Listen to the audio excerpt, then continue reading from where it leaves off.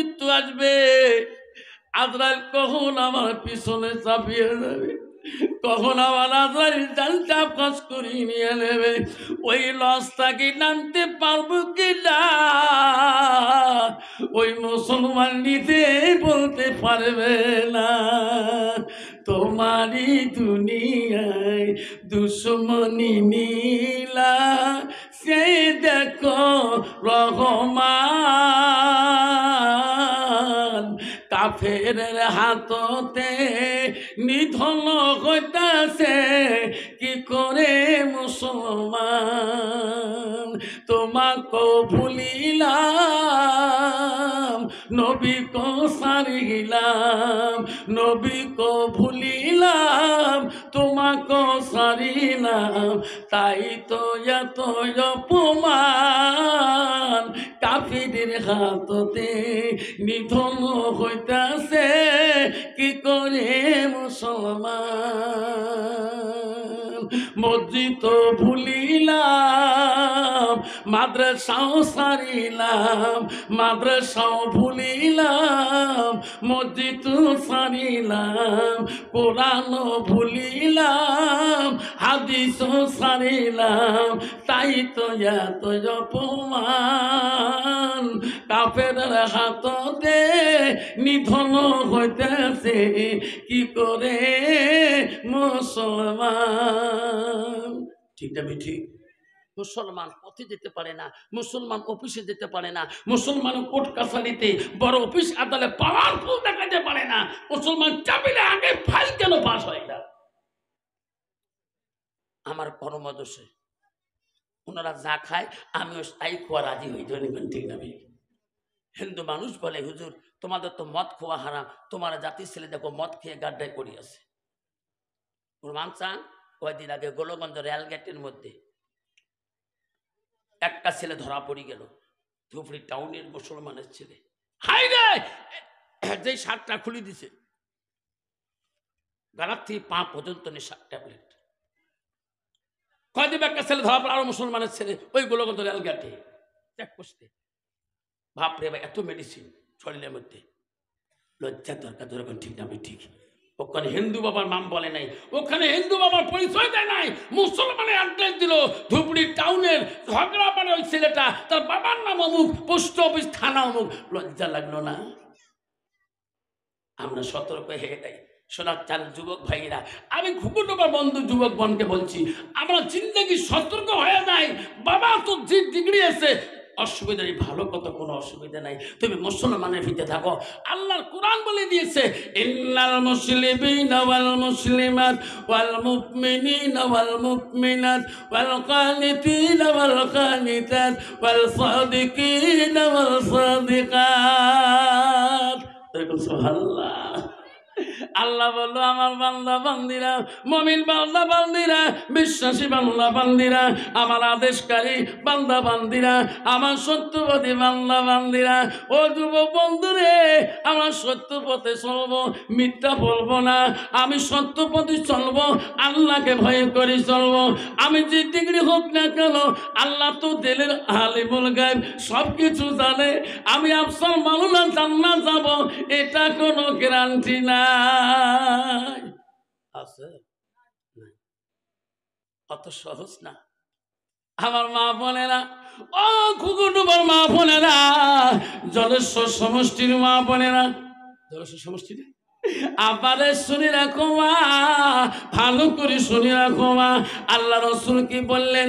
আল্লাহ আতিজা সাল্লাত খামসাহা, আমার রসুল বলো, কোন একটা মেয়ে যদি 5 ওয়াক্ত নামাজ পড়ে, ওয়াসামা শাহরুখা, ওই মেয়েটা যদি রমজান মাসে রোজা করে, রসুল বলো আসানাত ফারজাহা, ওই মেয়েটা যদি পর্দায় পুশিদায় থাকে, নিজের চরিত্রটাকে পবিত্রতা রাখে, আমার রসুল বলল ওয়াসাদ বালাহা, ওই মেয়েটা যদি নিজের স্বামীকে ভালোবাসে, স্বামীকে প্রেম ভালোবাসা দেখায়, আল্লাহ রসুল বলল ফাঁকা দেখো মালায় আবু আবিল জান্নাতির সাদ। নবী বলল ওই নারীদের জন্য আল্লাহ 8টা জান্নাতের দরজা খোলা রাখবে। সুবহানাল্লাহ। পান্ত বাবা, বর্তমান যুগের জামানাটা মুসলমানের মেয়ে আব্বারা ধুবড়িতে পাবেন এম্বাজা। কি বাজার খেয়াল রাখবেন, এম বাজার, তুফানগঞ্জে পাবেন স্টাইল বাজার, কুচবিহারে পাবেন টাইগার বাজার, আরো যে কত বাজার বেরিয়েছে। মুসলমানের মেয়ে এমন বাজারে যেতেছে বাবা, যুবকরা ভালো করে দেখবেন, নাই শরীরের কাপড়, নাই কি ডিজিটাল জামা, আল্লাহ লিপস্টিক ফিবিস্টি, আরো কত তৃষ্টি, ওট পালিশ ঠোঁট পালিশ, আরো কত পালিশ লাগায়া এম বাজারে ঢুকতেছে। শয়তান কা দুস্তানি, নো টেনশন, আবার যা। ঠিক না ঠিক?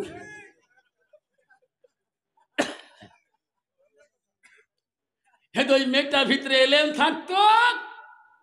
আব্বা দেখবেন ধুপড়ি টাউনে দেখবেন বাজের পিছনে লেখা আছে শৌচাঘর, কুচবিহারে লেখা আছে মিনিস্টারের শৌচাঘর, তুফানগঞ্জে বাজে লেখা আছে শৌচাঘর। ওখানে পেশাব পায়খানার জন্য নেটরা 5 টাকা 10 টাকার জন্য বিনিময়ে বসে থাকে। ঠিক না? ওখানে কিন্তু যে পুরুষ মানুষ পেশাব করবে তার জায়গাটা হলো ডিজিটাল খারাপ জায়গা। খারাপ পর্যন্ত খারাপ হওয়া। আমি যদি যাই আমার কাছে চাষা পায়খানা যাবে না পেশাব, তুমি জানে চাষা তো দাঁড়াবার নয়, চাষা লেট্রিনের যা দরজা পেশাব করো। কত মুসলমানের ছেলে আছে বাবা, ওই যে ডিজিটাল লাইনের যে সিরিয়াল হয়ে গেল। ঠিক না? ঠিক বসবে যে বাবা না, জি প্যান্ট কিনছে বাবু, তোমার তো এই প্যান্ট নাই রে বাবা, ইসকি প্যান্ট কিনে রে বাবা, প্যান্ট যদি বসবে দাঁত কিড়িমেই জানে আছে না। ওই প্যান্ট নিয়ে যদি 5 টাকা দিয়ে দাঁড়ে স্প্রে করে আছে না, স্প্রে জায়গা স্প্রে করলো। আমরা পেশাব করি কত, আমরা 40 কদম বন্ধ বেড়াবেড়ি করে বাবা, ওদি পেশাব করি স্প্রে করিয়ে ওদি কলকাবজা বন্ধ করিয়ে যেই হাসে কত বাবা রজনীগন্ধার স্যান বাকি থাকবে না আমার মুসলমানের ছেলে। এই বাপ, ডিগ্রি নিতে পারো বাধা নাই, এমই পড়তে পারো বাধা নাই, বিয়ে পড়তে পারো বাধা নাই, এলএল পড়তে পারো, এম কি পড়তে বিক্ষম পড়তে পারো বাধা নাই, তুমি যে নাপাক অবস্থায় আছো। কখন আজাল আসবে, তুমি কলেজ থেকে বাড়ি আসতে পারবে কি না তার কোনো গ্যারান্টি নাই। বাবা আগে মারা যাবে না, মা আগে মারা যাবে রে সোনা। কত যুবক কলেজ জীবনে বাজার করতে রে বাবা, ওই গাড়ির তলে বাইকের তলে বাবা রে, তেরাকে মাথাটা পিছিয়ে যাইতে রে সোনা। হয়তো খোদার খেলা, ওই তো খোদার নীলা, সকাল বেলার ধনী রে ভাই তুই, ফকির সন্ধ্যাবেলা। নদীর পারে ভাঙ্গে ও পারে বান্ধে, নদীর পারে ভাঙ্গে এ পারে বান্ধে, ওই তো খোদার খেলা। সকাল বেলার ধনী রে ভাই তুই, গরিব সন্ধ্যাবেলা। বাসে কাটিবে খাটে বানাইবে, সেই খাটতে তুলিবে 4 জনায়, থুয়া আসিবে তোমার প্রাণ আর তো চাইবে না। ভাই কান্দিবে, ভাতিজা কান্দিবে, আপন সত্য কেউ তো ছাড়িবে না। ঘরের বিবি কান্দিয়া মিটাইবে বাসনা, ওই তো খোদার খেলা, ওই তো খোদার নীলা। বাবা কত ছেলে বাপকে ছাড়ি কবরে গেতেছে। বাবার 90 বছর বয়স আমার ওখানে, বাবা হাঁটতে পারে না, শেষকে ছেলের জানাজার বাপ কান্দে আছে না। কত ছেলে বাবার সামনে জানাজা, বাপ জানাজারে দাঁড়াইতে পারে না। কদিন আগে আমার এলাকা একটা ছেলে বাইক দিয়ে চলে গেল, বাবুরে মানুষ, জানাজার খাড়া করতে পারে না মানুষ, তবু জানাজার অবস্থা বেহুশ হয়ে পড়ে। শোনা, তুই জানলি না আমার বাপ আগে যাবে না আমি আগে যাব, এই কথা কার কাছে? আল্লাহর কাছে। কার কাছে? এই কথাটা নিয়ে যুবক তোমরা সমাজে থাকবেন। যুবক, যুবক, মরণের খবরের চাবিটা আজরাইল কখন আসবে তোর কাছে তুমি নিজেই বলতে পারবে না। এই ভাবনা চিন্তা নিয়ে তুমি সমাজে থাকবা, আল্লাহ তোকে পূর্ণাঙ্গ মুসলমান করে আল্লাহ কবরে নিবে। জোরে কোন আমিন, জোরে বলেন আমিন। আমার মা বোনেরা, ও ঘুঘুটো মা বোনেরা, ভালো করে শোনো মা।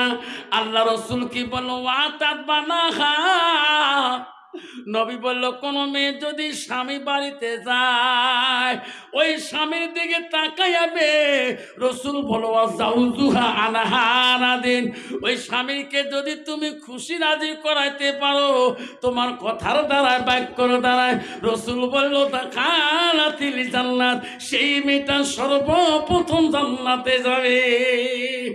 সুবহানাল্লাহ। কন্ত বাবা, বর্তমান যুগের নারী স্বামী বাড়িতে গেলে স্বামীর মন জয় করতে পারে? স্বামীর মুখে হাসি আনতে পারে না? ডিজিটাল নারী। আল্লাহ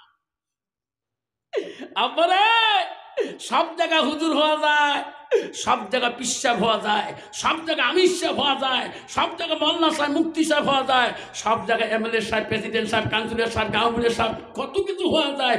উকিল সাহেব, এসপি সাহেব, দারগা সাহেব, বউয়ের কাছে হওয়া বড় কঠিন। যেরকম ঠিক না ঠিক?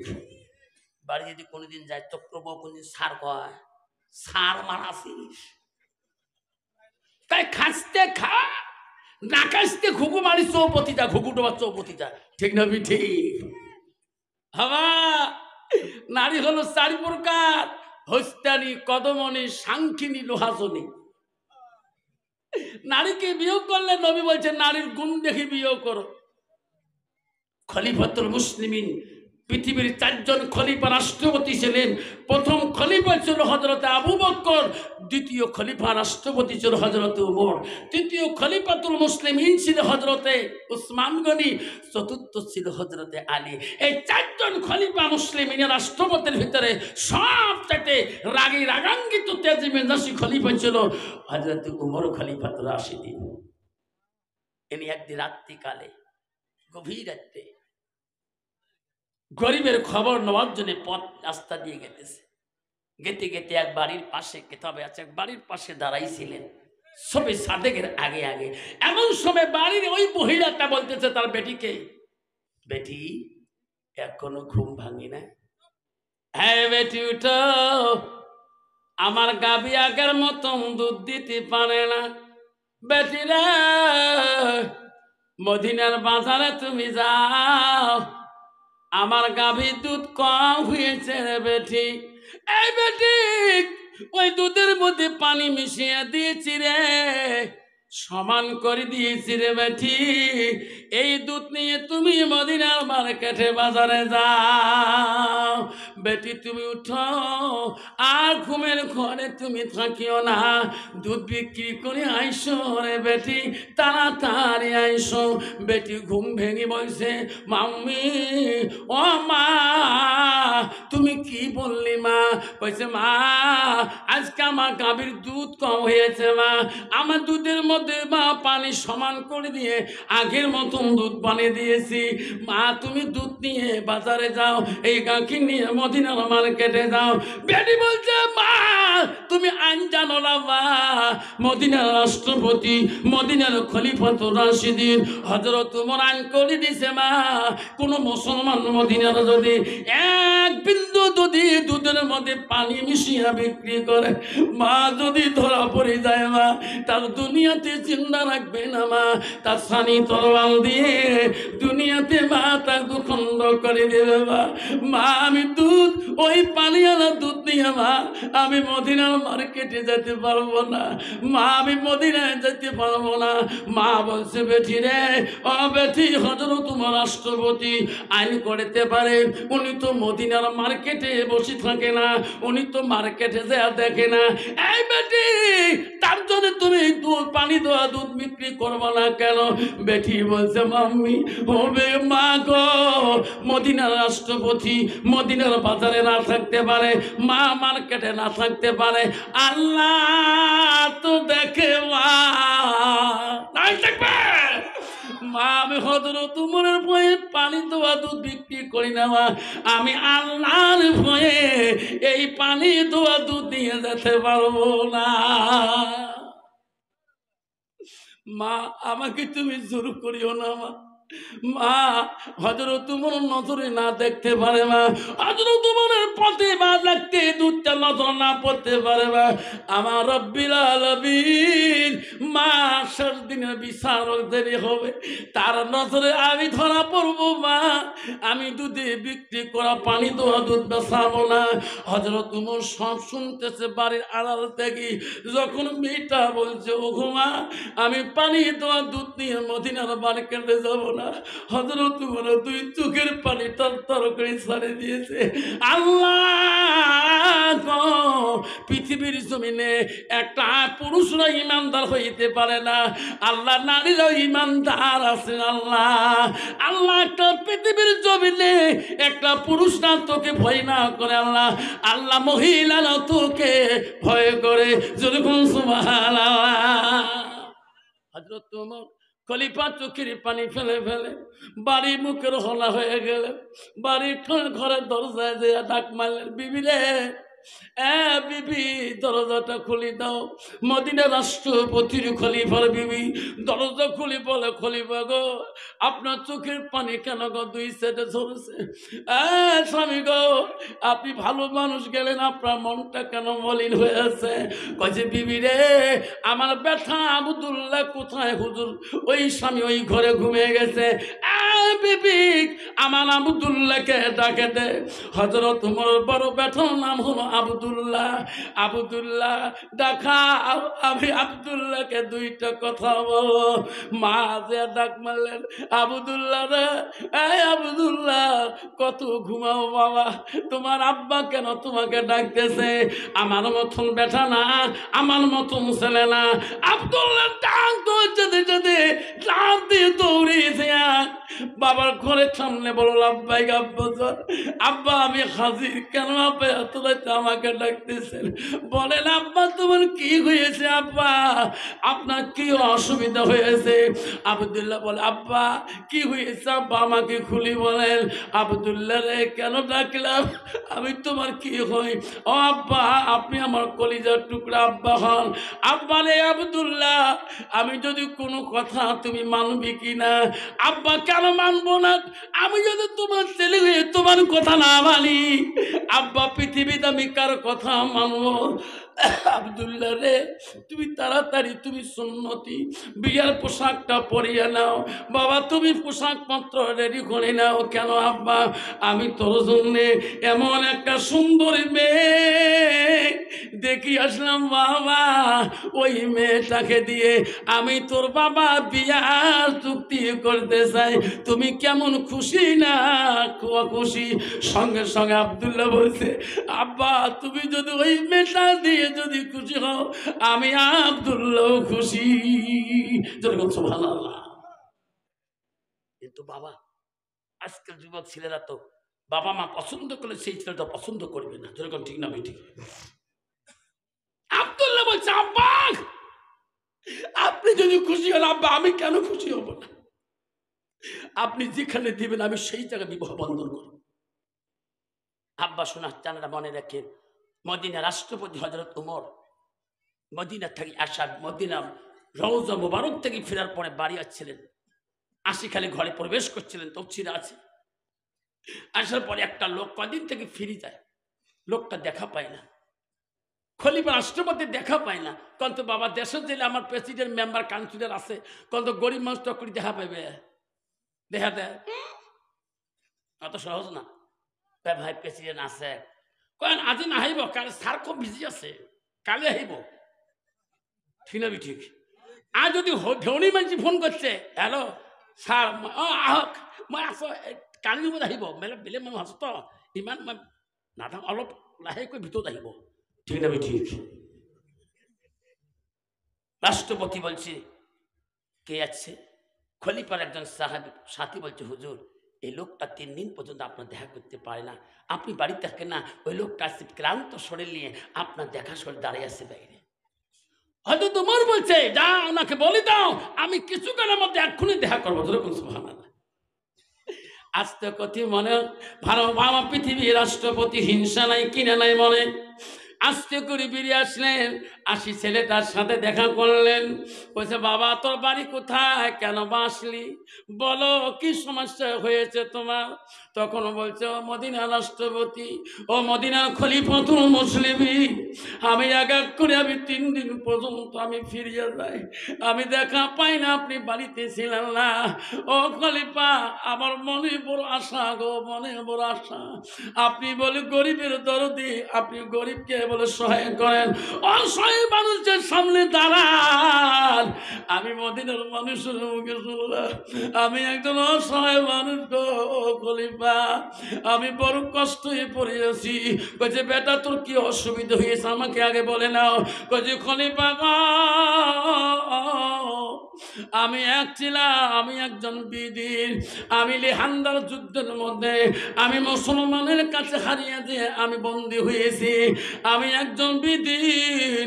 ও খলিফা মুসলিমিন, তোমার একজন সাহাবী হযরতে মুবারকের কাছে আমাকে পয়সা দিয়ে গোলাম হিসেবে আমাকে কিনে আনে বাজার থেকে। ও খলিফা আমি সেই মুবারকের কাছে থাকতে পারি না, আমার সহ্য হয় না। খলিফা গো আমার প্রতিদিন 2 দিরহাম 200 দিরহাম করে টাকা দেওয়া লাগে, এতদিনের গোলামি টাকা আমার বড় ঋণ এখনো শোধ হয় নাই, আমি তার কাছে মুক্ত চাই। ও খলিফা ওই মুবারকের কাছে আর থাকতে পারি না, আমি কেমন করে থাকবো ওই মুবারকের কাছে? আপনি মদিনা রাষ্ট্রপতি গো, দয়া করে তার কাছ থেকে আমাকে খালাস করে মুক্ত করে দাও। হযরত ওমর বললেন বেটারে তুমি ডেইলি যদি 200 দিরহাম করে টাকা দাও, তুমি ইনকাম ফ্যাসিলিটি কি, তুমি কেমন করে 200 টাকা ইনকাম করো? হবে না? বলো ও খলিফা আমি দেশ 200 দিরহাম টাকা দেই, আমার জীবনে 3টা ইনকাম ফ্যাসিলিটি আছে। 1 নম্বর ইনকাম হলো ও খলিফা আমার জীবনে আমি একটা কর্মকার, আমি লোহা গরম করে অস্ত্র তৈরি করতে পারি, আমার জীবনটা আমি কর্মগিরি জীবন কাটাই। কর্মকার বুঝেন, লোহা গরম করে পুরান লোহা লাগে আগুনে ঢুকি দিয়ে ছাতি টানিয়া একবার যদি মারি রে বাপ আগুন সাত করে চতুর পাখে দৌড়া চলে কোন ঠিক না বেটি? খলিফা গো আমার জীবনে আমি একটা কর্মকার জীবন কর্ম শিখিয়েছি। 2 নম্বর কর্মগুলো খলিফা আমি সুতা বানাইতে পারি, আমি সুতা আবিষ্কার করতে পারি, বিষ দিয়ে পোকা দিয়ে আমি পুতা বানাইতে পারি। 3 নম্বর কর্মকার হলো আমার জীবনটা ও খলিফা আমি একজন আর্টম্যান, ছবি আঁকতে পারি, একটা মানুষকে দেখলে আর্ট করতে পারি, একটা পিস্কারকে দেখতে আর্ট করতে পারি। এই 3টা কর্মজীবন দ্বারা আমার জীবনটা চলাইতেছি। খলিফা ওমর বলছে এ তোর নামটা কি রে যুবক, তোর নাম কি? তখন বলল খলিফা আমার নাম হইল আবু লুলু। কি না? আবু লুলু। হয়তো তোমার বললেন আবু লুলু আমি শুনছিলাম তোমার কথা, তুমি বলে একটা উচ্চ দাঁতের শিল্প, তুমি বলে আকাশে উড়া কল বানাইতে পারো। আমি হযরত রাষ্ট্রপতি বললাম আবু লুলু তুমি যদি একটা আকাশ উড়ে আমাকে কল্পনা করে দিতে পারো, যত দিরহাম লাগে যত টাকা লাগে আমি হযরত দিয়ে দেব রে। তারপর কবরে মোবারকের কাছ থেকে মুক্ত করে দেও, তার আগে দেব না, আমার আকাশ উড়া কলটা আগে বানিয়ে দাও। আবু লুলুল কয় সর্বনাশ, এই আকাশ উড়া কল বানাইতে বহু বছরের দরকার হবে, তাহলে আমি যদি এতদিন কষ্টই ভুগি তাহলে তো আমার লাভ কি হলো? খলিফা রাষ্ট্রপতির কাছে আবেদন করি। ওই আবু লুলু মনে মনে বলে, খলিফা আমি তোমার কল বানিয়ে দিতে পারবো না, তোমার সহায় আমাকে লাগে না। আবু লুলু মনে মনে আঘাত, মনে মনে দুঃখ নিয়ে বাড়ির দিকে ফিরিয়ে যায় আর কয়, রে খলিফা উমর, আমি শুনছিলাম মদিনার মানুষের মুখে তোর সামনে কেউ কথা বলতে পারে না, কথা বললে তুমি শিরচ্ছেদ করিয়া দাও, কাল্লাটা দোখণ্ড করে দাও।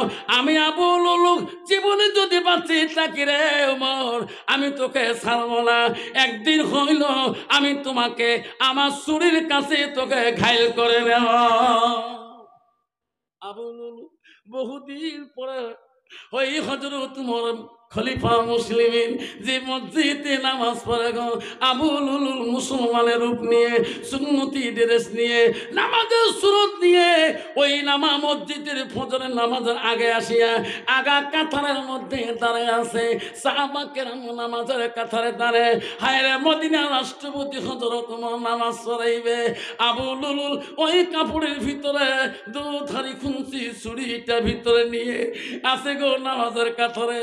বহুদিনের মনের দুঃখ, বহুদিনের মনের আবেগ, আজকে আমি হযরত উমরকে পৃথিবীর থেকে সরাইয়া দিয়ে দেব। আমার মনের আবেগ, আমার দুঃখ খাটাইতে পারে নাই, আমাকে উনি শক্ত দিয়েছে, আমি আবু লুলুল আজকে দেখে থাকবো। যত মানুষ নামাজের কাতারে সাহাবা কেরাম দাঁড়াইয়া গেল, একটা মানুষ যদি মুসলমানের সুরত নিয়ে, সুন্নতি সুরত নিয়ে নামাজের হালতে যায়, নামাজের কাতারে যদি দাঁড়ায়, কন্ত বাবা লোকটা বাড়ি করে দিতে পারবেন কি? যাবে? আবু লুলুল এত সুন্দর ড্রেস নিয়ে খলিফা ইমাম সাহেবের পিছনে দাঁড়িয়ে আছে। হযরত উমর খলিফা আসি গেলেন, নামাজের ইমামের জায়গায় দাঁড়াইবেন। আবু লুলুল মনে মনে ভাবলেন, দাঁড়ার সাথে সাথে ছুরি চলা যাবে না, কারণ এনার মধ্যে একটা নিয়ম আছে, যখন আল্লাহু আকবারকে নিয়তটা বাঁধবে তখন নামাজে নিয়ম নষ্ট করবে না। আমি ওই সময় ছুরিটা চালু করে দেব। বেঈমান আবু লুলুল, ও বন্ধুগণ শুনিয়া রাখেন, ওই বেঈমান আবু লুলুল ওই সময় খলিফা রাষ্ট্রপতি যখন আল্লাহু আকবারকে নামাজের নিয়তটা বানিয়ে নিলেন, সূরা ফাতিহা শুরু করে দিলেন, আবু লুলুল ওই সময় ছুরিটা বার করিয়া ওই সময় ছুরিটা বাড়ি করে কাপড়ের তল থেকে এমন ভাববে হযরত উমরের শরীরের মধ্যে গো একবার না, দুইবার না, তিনবার পর্যন্ত বাড়ি দেয়। হযরত উমর খলিফা মুসলিমিন ওইভাবে নামাজ প্রথম রাকাত যখন সিজদা যাওয়া আবার তিনবার মারে দিল, ছয়বার এক করে খুঁজতে বাড়ি দিল। হযরত উমর খলিফা মুসলিমিন নামাজের মধ্যে প্রথম কেরাতের মধ্যে ঢুলি পড়ে নাই, ওইভাবে রুকু সিজদা দিয়ে হযরত উমর খলিফা দাঁড়িয়ে গেছিলেন। দ্বিতীয় রাকাত নামাজ খলিফা উমর পড়াইতেও পারে না, আর থাকতেও পারে না। ওই সময় হযরত উমর খলিফা নামাজ নষ্ট করিতে দেবে না। তার পিছনে একজন সাহাবী ছিল, তার নাম আব্দুর রহমান বিন রাউফ, ওনাকে টানিয়ে দিয়ে বলছে, কাঁদছে, রে আব্দুর রহমান, নামাজ নষ্ট করা যাবে না। আব্দুর রহমান আয় আয়, আমার পরে সূরা মিলি নামাজটা তুমি শেষ করিয়া দাও, আমি থাকতে পারি না, আমি থাকতে পারি না। আব্দুর রহমান বিন রাউফ ওই সময় ইমামের জায়গায় যা সূরা মিলিয়া নামাজটা তাড়াতাড়ি শটের মধ্যে শেষ করে দিল। আবু লুলুল ছুরি মারার পরে পালার চেষ্টা করলো। ওই সময় কত মুসলমান, কতটা মুসাল্লিরা মুমিনরা ভয়ের চোটে পালিয়ে গেছে, আর কতগুলা যাবার দায় নাই, আমার জীবন যাবে রে, ইনি কোন মানুষ রে, আমার খলিফাকে কি করলো রে। খলিফা যখন নামাজের কাতারে থাকি মসজিদের বারান্দা দিয়ে ডুলি পড়ে গেলেন, ওই সময় বেঈমান আবু লুলুলকে সাপড়ে ধরলো গো। ওই সময় আবু লুলুল ভাবলো আমার তিনারা মারি শেষ করে দেবে, কত জঘন্য শাস্তি দিবে। কিতাবে আসারে ওই সময় আবু লুলুল নিজের অস্ত্র দিয়ে নিজে শেষ হয়ে গেলেন, যাতে নাইনার হাতে আমি কষ্টই মৃত্যু না হোক। নিজে শেষ হয়ে গেল। নামাজ ইমাম শেষ করলেন, দৌড়ি গেলেন নামাজিরা, সাহাবা কেরাম দৌড়ি যা খলিফা মুসলিমকে দেখলে রক্তাক্ত হয়ে চলিয়েছে। সবাই বললেন আর দেরি করা যাবে না, বাড়ির দিকে ধরে চলো। হযরত উমর খলিফা রাষ্ট্রপতিকে সবাই ঘাড়ে কাঁধ করে নিয়ে কাঁদতে কাঁদতে খলিফা রাষ্ট্রপতির বাড়ির দিকে রওনা হয়ে গেল। আব্দুল্লাহ কেমন করে খবর পেয়েছে তার বড় ছেলে, আমার আব্বা আজকে বলে মসজিদে দুর্ঘটনা হয়ে গেছে। আব্দুল্লাহ বাড়ির থেকে দৌড় মারতেছে, বাড়ি থেকে বিড়ি থেকে আব্দুল্লাহ দেখতেছে মানুষের ঘাড়ে, সাহাবাদের ঘাড়ে আমার আব্বা আসতেছে। আব্দুল্লাহ দৌড়ে দৌড়ে গেলে আমার আব্বাকে কে গো, আজকে মদিনার জমিনে আমার আব্বা আঘাত করে, ওরা পৃথিবীতে কেউ নাই। আব্দুল্লাহ দৌড়ে গেছিলেন যে বলছে আব্বা, ওগো আব্বা, কে গো তোমাকে আজকে ক্ষতি করলো গো আব্বা? তোমার সামনে এমন কোন মানুষ নাই, অস্ত্র চলাইতে পারে না, জোরে কথা বলতে পারে না। আব্দুল্লাহ কানতে কানতে যখন যায় বাড়িতে নিয়ে যায় ওনাকে খলিফা রাষ্ট্রপতি ওমরকে যখন শুয়ে তুলেন, আব্দুল্লাহ দেখে কান্দে, রে শোনা আব্বা, আব্বা গো একটা বার কথা বলো আব্বা, আমি তোমার বড় ছেলে আব্দুল্লাহ। আব্বা আমাকে না যখন তখন আব্দুল্লাহ আব্দুল্লাহ করে থাকেন। আব্বা তুমি দুই চোখ বন্ধ করেছো কেন? আব্দুল্লাহ আর বেশি দেরি করলো না, তাড়াতাড়ি মক্কার একজন ভালো চিকিৎসক বিজ্ঞর কাছে চলে গেলেন। ভালো চিকিৎসকের কাছে যায়া আনিয়া বললেন, ও কবিরাজ চিকিৎসক সাহেব, আমার আব্বার চিকিৎসার ব্যবস্থা করিয়া দেন। আব্দুল্লাহ চোখের পানি বন্ধ হয় না। আব্দুল্লাহ রে, আমি তোর আব্বার চিকিৎসা করবো বাবা, তাড়াতাড়ি ঘরের ভিতর থেকে তুমি এক গেলা দুধ নিয়ে আসো। আব্দুল্লাহ আমি তোর আব্বার চিকিৎসা শুরু করে দেব। আব্দুল্লাহ ঘরের মধ্যে দৌড়ে দেয়া এক গেলা দুধ আনি ওই কবিরাজ বিখ্যাত হাতে দেয়। না না আব্দুল্লাহ, আমার হাতে দিয়ে লাভ নাই, তোমার নিজ হাত দিয়া তোমার বাবাকে দুধ পান করিয়া দাও। আব্দুল্লাহ রে, তোর আব্বাকে নিজ হাত দিয়ে দুধ পান করিয়া দাও। আব্দুল্লাহ যখন নিজের বাবার মুখের মধ্যে দুধ দিয়ে দেয়, ওই সময় দুধ যখন মুখের ভিতরে ঢুকিয়া যায়, যে দিকে চুরি ঢুকতে গাও ওই দিকে দুধের চড়া খুলে বেরিয়ে যায়। কবিরাজকে বিখ্যাত ডাক্তার বলছে, আব্দুল্লাহ রে বাবা, আমি তোর আব্বা চিকিৎসা করতে পারবো না বাবা, আমার দ্বারা তোর আব্বা সুস্থ হবে না, আমি চলে গেলাম। আব্দুল্লাহ আব্দুল্লাহ রে, কি বেটা রে, কি কান্দ রে। আব্দুল্লাহ পাগলার মতন হয়ে গেল। আব্দুল্লাহ খবর পেয়েছে মদিনায় একদম বিখ্যাত চিকিৎসক আছে। আব্দুল্লাহ কাঁদতে কাঁদতে মদিনার বিখ্যাত চিকিৎসকের বাড়ি থেকে পৌঁছে গেলেন। আব্দুল্লাহ যে কান্দে, মদিনার বিজ্ঞ চিকিৎসক বলো, বাবা এ বেটা তুই কাঁদছিস কে, তুই কান্দ কেন, তুমি কে? কইছে আমি রাষ্ট্রপতি ছেলে, আমার নাম আব্দুল্লাহ, আমার বাবা হযরত ওমর। বাবা খলিফা ওমরের কি হয়েছে? আমার আব্বার অসুস্থ। ও কবিরাজ চিকিৎসক দয়া করে চলো। আব্দুল্লাহ কানুন থেকে আর সহ্য করতে পারে না। আব্দুল্লাহ কান্দিস না, আব্দুল্লাহ চল তোর বাবার চিকিৎসা আমি করবো। আব্দুল্লাহ পাশে পাশে মদিনার চিকিৎসা যখন আসে গো, আসি দেখে সাহাবারা কাঁদতেছে। আব্দুল্লাহ বড় বিজ্ঞ চিকিৎসক আনলেন। আব্দুল্লাহ যে দেখে তার বোন হাফসা কান্দি পাগল হয়ে আছে। হযরত ওমরের একটা মেয়ে গো, তার নাম হযরতে হাফসা। হাফসা কান্দি জমিনে পড়ি পাগল হয়ে আছে। ওই সময় চিকিৎসক বলল, আব্দুল্লাহ মদিনার থেকে ডাকে আনি, তুমি যদি কান্দ আমার কথা শোনো, আমি তোর বাবার এখন চিকিৎসা শুরু করে দেব। ঘরের মধ্যে যাও, আঙ্গুরের রস মানে তুমি আমার হাতে আনে দাও, আমি তোর বাবার চিকিৎসাটা শুরু করে দেব। আব্দুল্লাহ দৌড়ে দিয়া ঘরের মধ্যে আঙ্গুরের রস মানে আর কান্দে, শোনা মা গো, দুধ পান করে দিলাম, একটা চোখ মেলি দেখলাম না, আমি তোমার জন্য আঙ্গুরের রস বানাই দিছি আম্মা। আবদুল্লাহ আঙ্গুরের রস মানে আনি সামনে দাঁড়াইল। প্রখ্যাত কবিরাজ চিকিৎসা বলো, আবদুল্লাহ রে, তোমার বাবার মুখে আঙ্গুরের রসটা তুমি কয়া দাও। আবদুল্লাহ আঙ্গুরের রস মুখে দিয়ে দেয় আর কান্দে। ওরে শোনা আব্বা, তুমি আঙ্গুরের রস কেন খাওয়া না? মুখের মধ্যে আঙ্গুরের রস যখন বাবারা ঢালিয়ে দেয়, সব রসগুলো ভিতরে যায়, যেদিকে ছুরি লাগছে গো, ছুরি বেরিয়ে গেছে গো, সেই দিকে আঙ্গুরের রসগুলো বেরিয়ে যায়। মদিনা চিকিৎসক বলে, আব্দুল্লাহ আমি পারলাম না তোমার বাবার চিকিৎসা করতে। বাবারে, এত দূর থেকে আমি আসলাম, আমার ভাগ্য হলো না, তোমার আব্বার আমার দ্বারা চিকিৎসা হবে না। এক বন্ধুগণ, আব্দুল্লাহ ঢুলে পড়ে যায় গো, আমার আব্বার জন্য এত কষ্ট করলাম, আমার আব্বাকে কেউ সুস্থ করিতে পারে না। আজকে সমাজে কত আব্বা আছে গো, বিছনায় যদি পড়ে থাকে গো, একটা ট্যাবলেট দেনওয়ালা সন্তান মেলে না।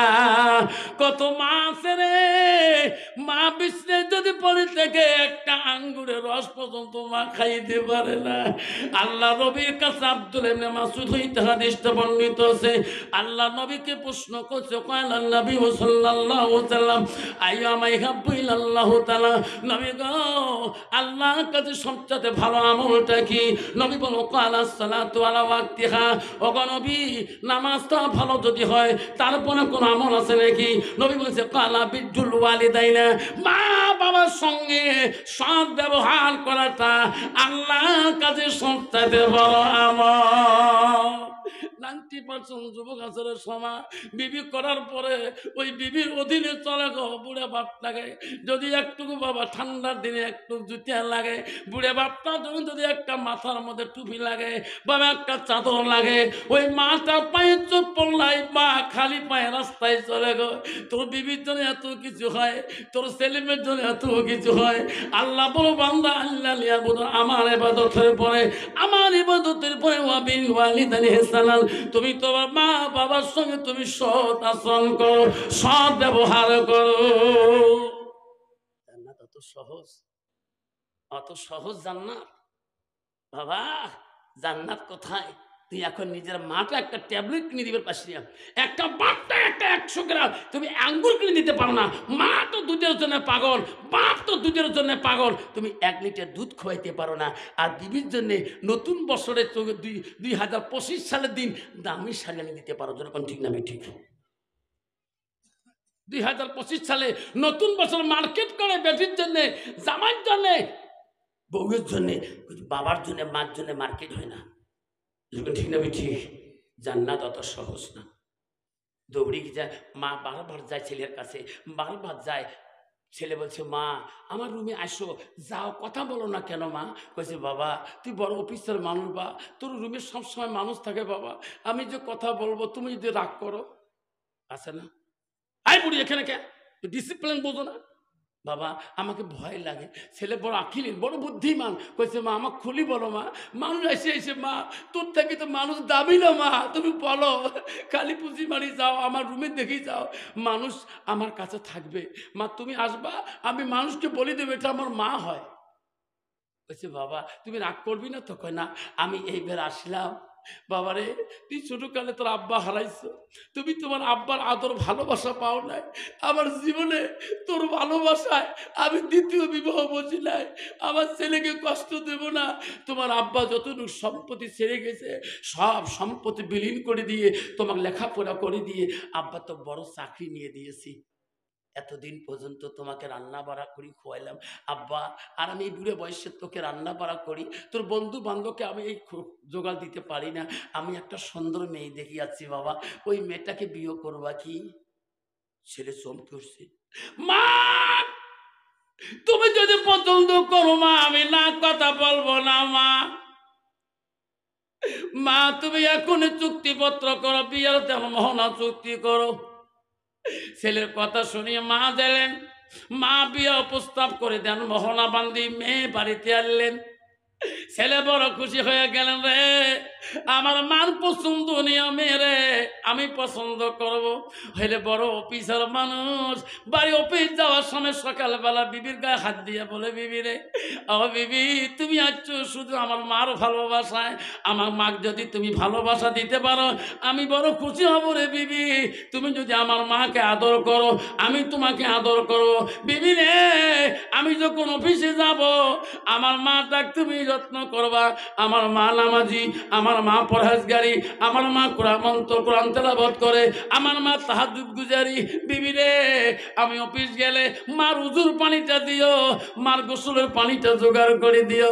বিবি আমার মা যদি তোর কথা খুশি হয়ে যায় আমি অফিস থেকে খুশি হয়ে যাব, বাড়ি আসি রে বিবি তো 2 গুণ বেশি আদর করবো। জোরে কোন সুবহানাল্লাহ। অফিস যখন চলে যায় বেঈমান বউ টিভি রুমে বসিয়ে যায়, যখন আজান শুরু হয়ে গেছে আল্লাহু আকবার আল্লাহু আকবার, শ্বশুর কানে না মোত্তাকিন পরহেজগারী মেয়ের কানে যখন আজানের আওয়াজ হবে ওই মেয়ে টান সইতে পারবে না। বলছে বউ শব্দ কিসের মা, ঘরো এলাও টিভি দেখো, নামাজের টাইম হয়েছে মা, মুয়াজ্জিন আজান ফুঁকেছে মা, টিভিটা বন্ধ করো। এটা তোমার বাপের বাড়ির টিভি নয় তো, এটা আমার বাপ দিয়েছে, আপনার নামাজ আপনি পড়ি না। কইছে বৌমা তোমার পরকালে ভয় নাই, তোমার কবর ভয় নাই, কেমন পাপ করেছো নাকি, আপনি বুড়ে মানুষ কম পাপ করেছে নাকি? শ্বশুর কই কোন বউ এলাম রে, এই তো বেটা দেখি আনি নাই, ঠিক না বেঠি, এটা তো আমি দেখি আনছি। তার বউ শ্বশুর করে পাওয়ার দেখে জহরে নামাজ পড়ে নিয়েছে, বউ তো সিরিয়াল বসিয়েছে, সিরিয়াল চলছে, আবার আসরে আজান শুরু হয়ে গেছে। আল্লাহু আকবার আল্লাহু আকবার। বৌমা এরাও বন্ধ করেন নাই, ইসপারে তোমার ভয় নাই, জহরের নামাজ নিয়ে বলছেন সিরিয়াল, এরাও সিরিয়াল চলছে, যাই পড়ি বেশি প্যাস প্যাস না করিব। বউ পেশামিস কয়, শিক্ষিত বউ প্যাস প্যাস না করিব। লাস্টে কইছে বুড়ি, বুড়ি কইছে মা স্বামী দূরে ব্যবসা বাণিজ্য করলে, দূরে চাকরি করলে মা স্বামীর জন্য দোয়া করতে হয়, আল্লাহ খুশি হয়ে যাবে, বালা মুসিবত স্বামীকে দিবে না, মুসিবত আল্লাহ ফেলাবে না। আপনি বুড়ে মানুষ বেশি কথা কয়েছে জানে, আজ মোর সিরিয়ালটা ভালো না লাগে, ভাগ করিয়ে কেবলের টিভি কেবল সিঁড়ি ফেলে দিয়ে কইছে বুড়ি আমি জানি তোর বেটা তোকে অত্যন্ত ভালোবাসে, আজকে তোর বেটার সাথে এমন লড়াই বাজে দিন জিন্দেগি তোর বেটা তোর মুখের দিকে তাকাইবে না। বুড়িমা ঘরে যখন গেলে কেবল তার সিঁড়ি ফেলে দিয়ে বৌমা যে ঘরে দরজা বন্ধ করে বাইরে লাইট অফ করে দিয়ে ঘুমিয়ে পড়লো। এমন সময় স্বামী অফিসার বাড়িতে আসলেন, আসি বলছে বিবি রে বিবি দরজা খোলো, দেখো কত মাছ কত মাংস নিয়ে যাচ্ছি, বিবি রান্না করো, আমার মা খাবে আমি খাবো তুমি খাবা। বিবি দরজা খোলে না, আয় বিবি আচ্ছা দেখো কত সবজি কত রকম ফল পাকড়, বিবি রে আমি খাবা আমার মা খাবে তুমি খাবা, দরজা খুলে দাও। বিবি খোলে না, আবার চিক্কু দিয়ে বলছে বিবি তুমি সন্ধ্যাতে তুমি বাইরে লাইট অফ করছো কেন, ঘরের লাইট অফ করছো কেন? বিবি ডাক করি দরজা খুলে দিয়ে ঘরের লাইট অন করে দিয়ে বাইরে লাইট অন করে দিয়ে দৌড়িয়ে দিয়া টেবিলের কাছে একটা খাতা একটা কলম আনি বললো, স্বামী গো কেন দরজা খুলি নাই, তাড়াতাড়ি লিখিয়ে দাও। কি লাগবো? স্বামী 3 তালাকে বান করে দাও, তালাক নামাটা লিখিয়ে দাও। স্বামী আমি তাড়াতাড়ি বাবার বাড়িতে চলে যাব। স্বামী বলছে পাগলি তোমাকে আমি কোন দুঃখে তালাক নামা লিখে দেয়? স্বামী কেন দরজা করলাম না? আপনি জানেন না আপনি অফিস যাওয়ার পরে